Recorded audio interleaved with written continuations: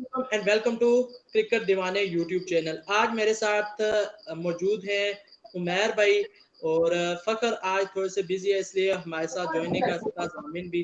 लेकिन आज हम कराची किंग्स पे बात करेंगे कि कराची किंग्स ने जो पिक्स किए हैं उनको किस तरह से हम देख रहे हैं और बाकी जो इनका स्क्वाड अब शेप अप हुआ है, जिस तरह से पहले इनकी रिप्लेसमेंट हुई थी, उसके बाद दूसरा जो रिप्लेसमेंट ड्राफ्ट हुआ उसमें जो इन्होंने पिक्स की, उसके बाद इन की पिक्स में इतनी चेंजेस नहीं हुई, इनके स्क्वाड में इतनी चेंजेस नहीं हुई। इन्होंने सिर्फ एक ही प्लेयर लिया है, मोहम्मद हारिस को।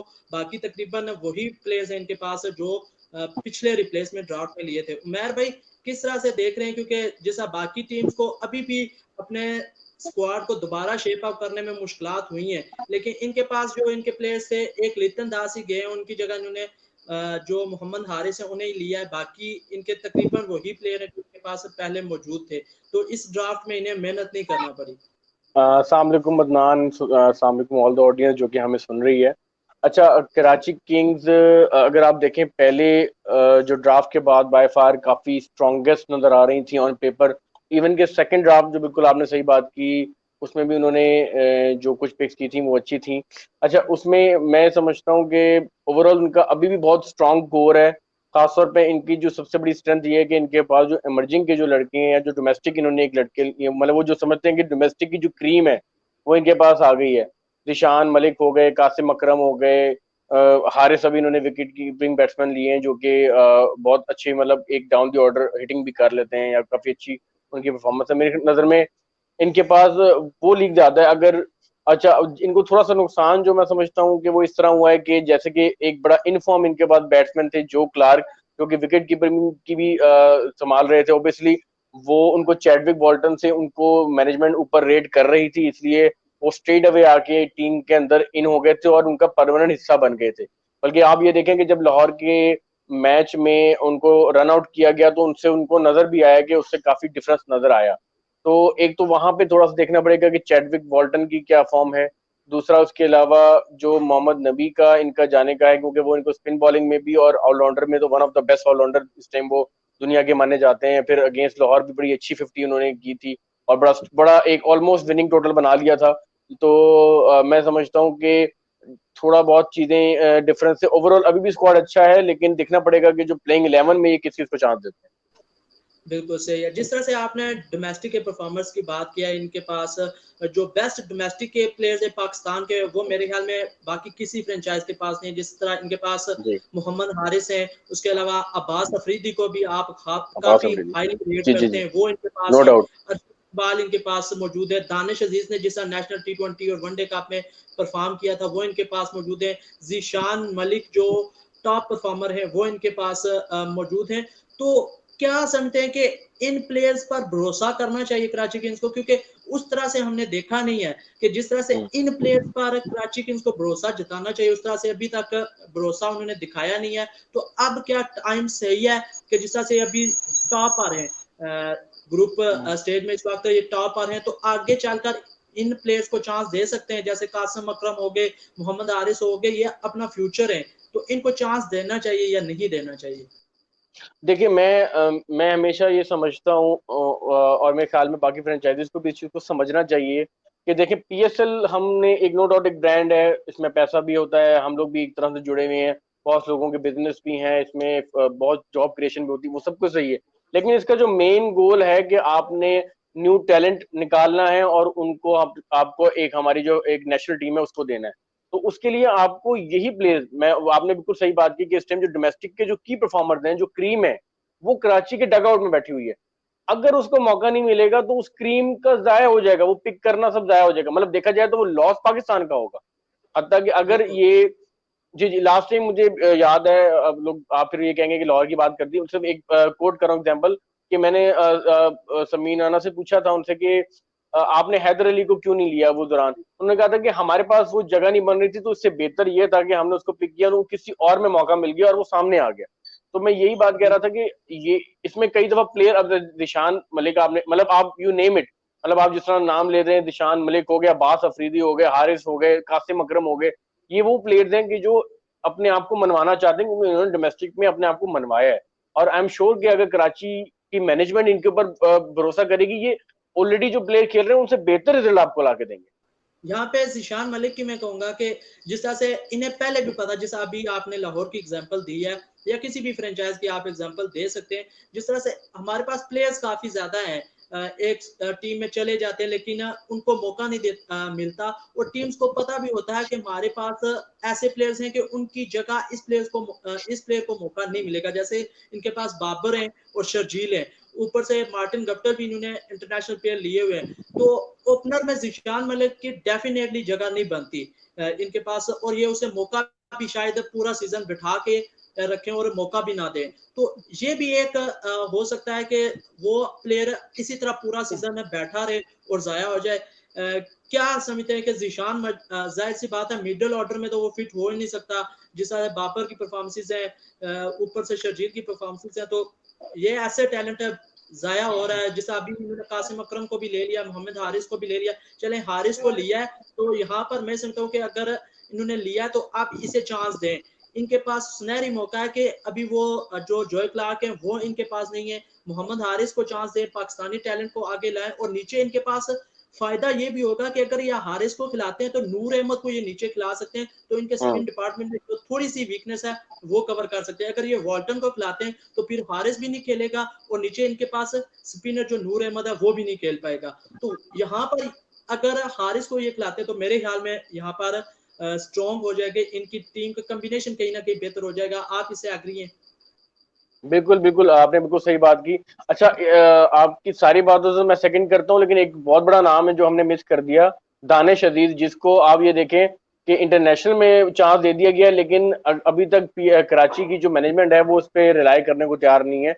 अगर आप जैसे कि आपने भी बात की है कि उनका जो दो वीकनेस हमें भी नजर आती हैं कि जो इनका लोअर मिडिल ऑर्डर है वो नबी के जाने से और जोगलार के जाने से इनका मिडिल और लोअर मिडिल में कहीं ना कहीं वीकनेस नजर आ रही है, वो इन चीजों से पूर्ण कर सकते हैं। और बिल्कुल आपने बात की, क्योंकि स्पिनर डिपार्टमेंट में अगर आप देखें इनके पास जो एक रिनोन नेम है वो इमाद है, जिनकी जो एक फॉर्म है वो अब उस कैलिबर की नहीं है, या वो कह सकते हैं कि अभी उस फॉर्म में नहीं है जिस फॉर्म में वो हमेशा होते थे T20 में। तो कहीं ना कहीं उनको भी एक साथ में पार्टनर चाहिए। जैसे आप याद होगा आपको लाहौर के अगेंस्ट, अगर वो उन्होंने इतना वो डर गए थे मेंटली तौर पे कि वो बेंटन और फखर के अगेंस्ट वो अब खुद बॉलिंग ही नहीं करने आए थे और वो टोटली डिपेंड कर रहे थे नबी के ऊपर। तो मेरे ख्याल में एक कैप्टन को एक विकेट टेकिंग ऑप्शन चाहिए, और यूएई के अंदर हर टीम को हमने देखा है कि वहां पे स्पिन अटैकिंग ऑप्शन पे ऊपर गए हैं, क्योंकि वहां पे स्पिनर को ज्यादा मदद मिलती है एज कम्पेयर टू कराची की विकेट में। तो मेरे ख्याल में Danish Adeed could be the answer अगर आप उनको लोअर ऑर्डर में चांस दें। और बिल्कुल आपने बात की जिशान मलिक, बिल्कुल आपने सही बात की, लगता यही है कि वो बेंच पे होंगे, क्योंकि गो टू बैट्समैन तो उनके पास बाबर, क्योंकि देखें अब इनके पास तो 3 ओपनर हो गए, बल्कि अब तो देखा जाए तो उसके अंदर भी इनको एक डिसीजन करना है कि किसको आपने ओपनर करवाना है, किसको वन डाउन करवाना है। क्योंकि जो मार्टिन गप्टिल है वो भी ओपन करते हैं, शर्जील भी ओपन करते हैं, और बाबर भी रिसेंटली ओपन ही कर रहे हैं। तो अभी तो उनको उससे भी सॉर्ट आउट करना है चीजों को। तो मेरे ख्याल में आपकी बिल्कुल बात सही है कि हमें अब इनको चाहिए कि उसके ऊपर फोकस करें और नए ब्लड को चांस दें, और खूबसूरती भी पीएसएल की वही है। बिल्कुल, मैं अभी इसी का आपसे पूछने लगा था कि मार्टिन गप्टिल है, बाबर आजम है और इनके पास शर्जील है, ये तीनों ओपनर हैं, तो आप इनमें से ओपनर किसके साथ जाएंगे? तो मेरे ख्याल में तो ये शर्जील और बाबर के साथ ही जाएंगे, या फिर वन डाउन ऊपर से आ जाएगा गप्टिल। बाकी इनके पास जिस तरह से अभी तसैरा परेरा भी इनके पास आए, तो आप क्या समझते हैं फिर यहाँ पर तसैरा परेरा इनके पास है, आमिर यामीन है, तो इन दोनों में से नीचे कौन खेल सकता है? उसके बाद फास्ट बॉलिंग इनकी कैसे कंप्लीट होगी? वकास इनके खेलेंगे, वकास मकसूद हो गए, ऊपर से मोहम्मद आमिर, ये दो डेफिनेटली खेलेंगे ही खेलेंगे। बाकी अब ये इमर्जिंग में अरशद इकबाल को लेंगे, कासिम अकरम को लेंगे, या फिर ये यहाँ पर किस किस प्लेयर पर जा सकते हैं जो ऑप्शन इनके पास है लोअर ऑर्डर बॉलिंग और देखिए स्पिन बॉलिंग और फास्ट बॉलिंग को? मोहम्मद आमिर, वकास मकसूद, इसके अलावा अरशद इकबाल, आमिर यामीन, तसारा परेरा, ये प्लेयर्स इनके पास हैं जो नीचे आकर इनके लिए खेल सकते हैं। तो यहाँ पर इसमें आप क्या चाहते हैं कि किस किस खिलाड़ी को प्रेफर करना चाहिए कि ये लाजमी खेले नीचे? अच्छा, थोड़ा सा ये मैं कहता चलूं, मेरे ख्याल में आप ये देखेंगे जो लास्ट मैचेस जो हुए थे कराची में, अगर हमने देखा कराची की बॉलिंग को थोड़ी सी मार पड़ी है। हालांकि कराची में वो बहुत स्ट्रांग थे, बड़ी अच्छी तरीके से चीज़ें चल रही थी। तो उसमें सिनेरियो क्या हुआ कि अब ये यूएई में चला गया। यूएई में क्या होता है कि जो कराची के पास बॉलर हैं, जैसे वक्कास की आपने बात की, अरशद इकबाल की बात की, आमिर तो खैर एक्सेप्शनल है, वो तो मतलब उस तरह का बॉलर तो किसी भी विकेट पे अपने आप को 100% देता है। तो आमिर को निकाल के स्पेशली मैं बात करना चाहूंगा वकास और अरशद की। ये यूई कंडीशन में मैं समझता हूँ ज्यादा बेहतर इनको वहां पे मूवमेंट मिलेगी, क्योंकि वहां बॉल थोड़ा सा रुक के आता है, वहां पे इकोनॉमी इनकी ज्यादा बेहतर होगी और विकेट टेकिंग एबिलिटीज आ सकती हैं, क्योंकि ये लेंथ पे बॉल करते हैं। लेकिन जैसे कि आपने बात की कि वकास मकसूद ने T10 के एक मैच में काफी जबरदस्त बैटिंग नहीं की, आपको अगर याद हो तो। जी जी जी बिल्कुल याद है। वहां पे तो आप याद करें, इमाद जो हमारे अमाद हैं, अमाद बट, आप ये जी देखेंगे जो वो T10 रिसेंट है वो ही नहीं पकड़े जा रहे थे, वो नई बॉल से बॉल कर रहे थे और सब पूरा पूरा ओवन मिडन निकाल जाते थे वो। तो बिल्कुल। और यही अमाद बट कराची में बॉल कर रहे थे, तो राशिद खान ने उनको बहुत इजीली जो एक हेलीकॉप्टर शॉट मारी थी और एक फ्रंट में इन्होंने मिड ऑफ की तरफ चौका मारा था। तो मतलब बड़ा फर्क आ जाएगा इस तरह के जो स्लो बॉलर है। फ़हीम अशरफ वहां पे इफेक्टिव क्यों ज्यादा होते हैं, इसी वजह से क्योंकि वहां पे कहीं ना कहीं विकेट सपोर्ट करती है। इवन कि आप अहमद दानियाल को देखें, उनका पहला मतलब डेब्यू था वो टूर्नामेंट, वहां पे जो उनके स्लोअर वन ज्यादा इफेक्टिव थे, कराची में उस तरह से इफेक्टिव नहीं हो रहे थे। तो ये चीजें एक और वहां पे प्लेयर देखनी इनके पड़ेंगी। पास है, एक और प्लेयर इनके पास है मोहम्मद इलियास, जिस ये मुल्तान सुल्तान के समझे कि लीडिंग बॉलर्स में रहे हैं, लीडिंग बॉलर। हमेशा वो चांस देते रहे मोहम्मद इलियास को, प्लेइंग 11 में वो शामिल करते रहे, अभी तक उस तरह से चांस कराची किंग्स में नहीं मिला। तो क्या यूएई में अब लीग शिफ्ट हो रही है तो वहां पर मोहम्मद इलियास को चांस देना चाहिए या नहीं, ये आप बताएं। देखिए मेरे ख्याल में वसीम अकरम वहाँ पे मौजूद हैं, ओबियसली वो एक्सेस करते हैं। लेकिन अगर आप मुझसे पूछेंगे तो वो वहाँ पे दो स्पिनर के साथ जाना चाहेंगे, और मेरे ख्याल में जाना भी चाहिए। मतलब आमिर, वक्कास और अरशद के साथ अगर जाते हैं, क्योंकि ये इनका एक कोर कम्बिनेशन है जो उनका, ये कोर कम्बिनेशन, इसी कम्बिनेशन ने बेसिकली उनको टाइटल जितवाया है। तो मुश्किल बिल्कुल होगा कि ये कोर कम्बिनेशन तोड़ें।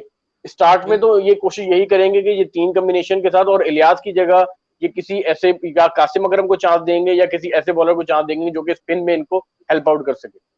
कासिम अकरम का ये भी फायदा है ना कि वो आपको बॉलिंग भी करा के दे सकता है, अगर उसे आप खिलाएं, और नीचे लोअर ऑर्डर में आके आपको अच्छी तरह बैटिंग भी करके दे सकता है, हिटिंग उसकी काफी जबरदस्त है, वो आपको करके दे सकता है। जाहिर सी बात है इनके आपने जैसे तीन प्लेयर्स बताए, ये इनके बॉलिंग में हो गए, उसके अलावा ये चांस देंगे तो सारा प्रेरा को 4 ये हो गए, और इमाद वसीम 5 हो गए, ये इनका बॉलिंग होगी। और अगर छठे बॉलर के तौर तो पर अगर ये खिलाना चाहे नूर अहमद को, तो नूर कासिम, अहमद नूर को अहमद। शामिल कर जी जी सकते जी। हैं, नूर को नीचे खिला ले, तो इनका कॉम्बिनेशन काफी अच्छा सेट हो जाएगा, जो इनकी प्लेइंग 11 में फॉरनर्स बन सकते हैं। फिर नूर और तसारा पेरा और मार्टिन गप्टल, ये तीन तो डेफिनेटली खेलेंगे। फिर इन्हें देखना होगा कि मिडिल ऑर्डर में ये नजीबुल्लाह जदरान के साथ जाते हैं या फिर चैडविक वाल्टन की तरफ जाते हैं, ये फिर उन पर डिपेंड करता है कि ये किसकी तरफ जाते हैं। देखें अदनान, अगर अगर ये नूर अहमद की तरफ जाते हैं ना, तो इनकी टेल बहुत लंबी हो जाएगी। और आपको पता ही है कि लाहौर के मैच जो ये हारे हैं,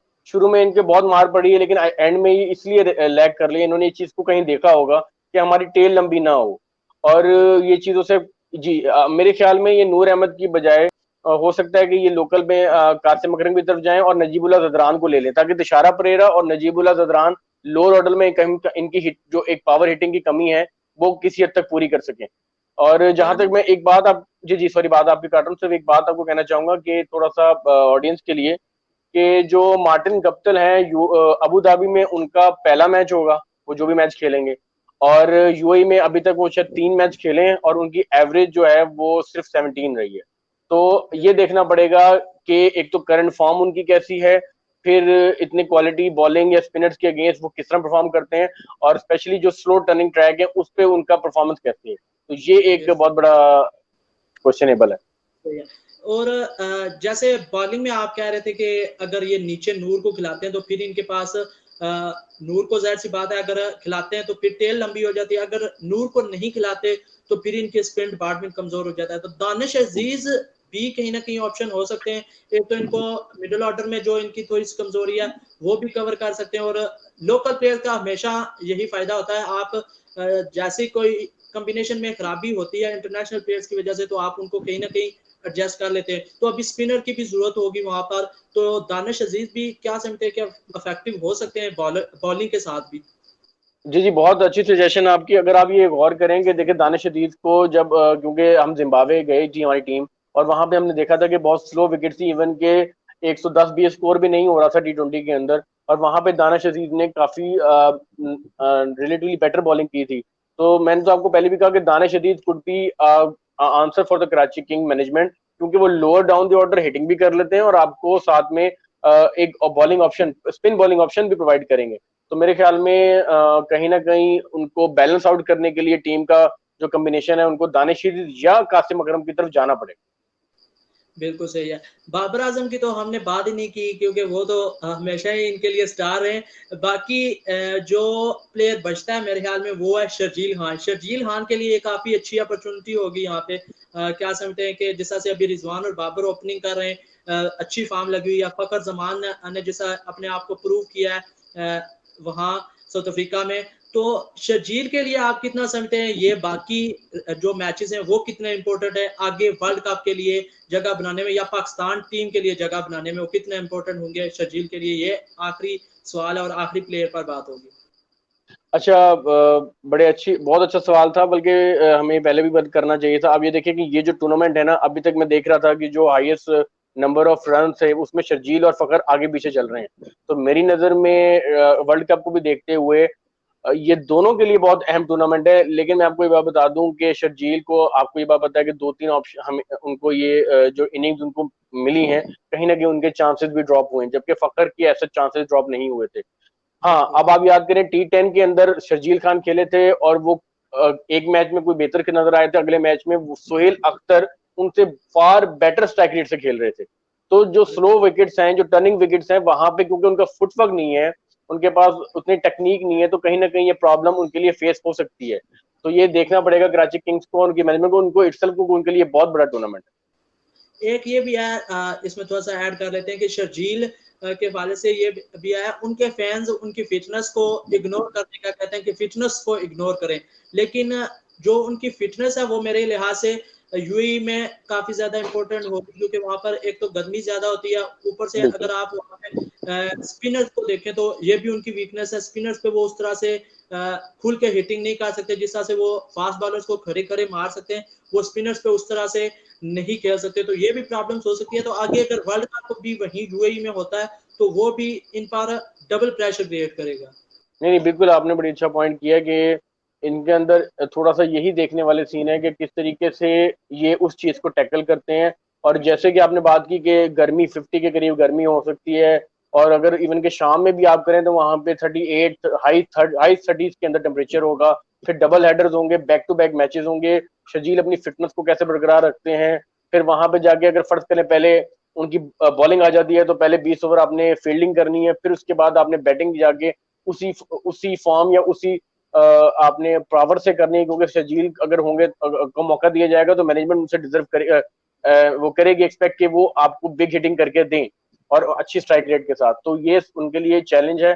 और मेरे ख्याल में देखा जाए तो ये एक डिफरेंट किस्म का वो है। हालांकि ऑल्दो के सुनने में न्यूज आ रही है कि जो पीसीबी है उन्होंने काफी अच्छी इकदाम करने की कोशिश कर रहे हैं कि उनको प्लेयर्स की देखभाल की जाए, कहीं उनको इंजरी ना हो जाए, क्योंकि देखा जाए तो ये पाकिस्तानी प्लेयर्स के लिए भी बहुत एक इंपॉर्टेंट वो चीज है, क्योंकि आगे वर्ल्ड कप और बड़ी इंपॉर्टेंट सीरीज आ रही है। तो ये सारों के लिए बहुत, इसमें मैनेजमेंट का रोल बहुत ज्यादा होगा कि वो प्लेयर की लुक आफ्टर करें।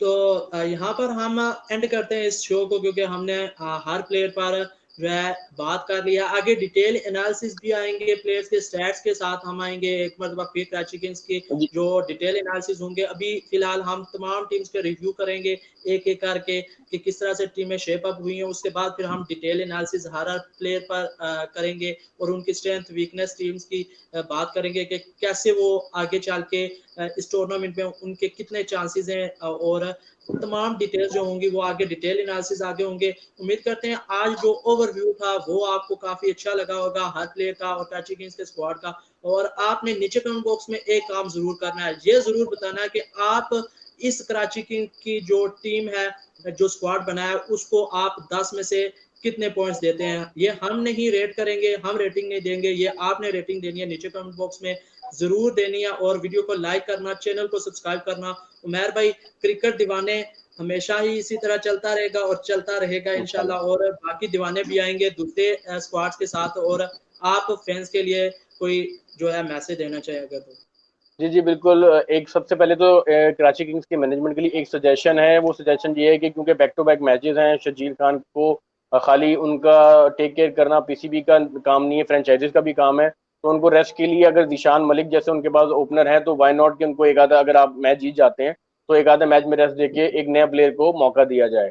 तो ये देखने में अच्छा होगा। दूसरा फैंस के लिए ये कि बिल्कुल आप हमारी एफर्ट को बिल्कुल सराहें, क्योंकि देखें हम चारों क्रिकेट दीवाने अपने तौर से पूरी कोशिश करते हैं कि हम जो कोई भी न्यूज़ होती है उसकी सबसे पहले ऑथेंटिसिटी को हम कंफर्मेशन करते हैं अपने एंड पे।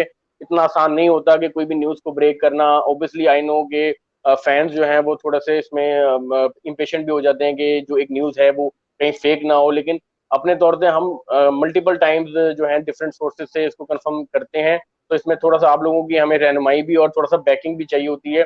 हमारी तरफ से पूरी कोशिश होती है कि कोई भी फेक न्यूज़ हमारे चैनल से या हमारे ट्विटर हैंडल से, चाहे वो क्रिकेट दीवाने का हो चाहे वो इंडिविजुअल हो, ना जाए।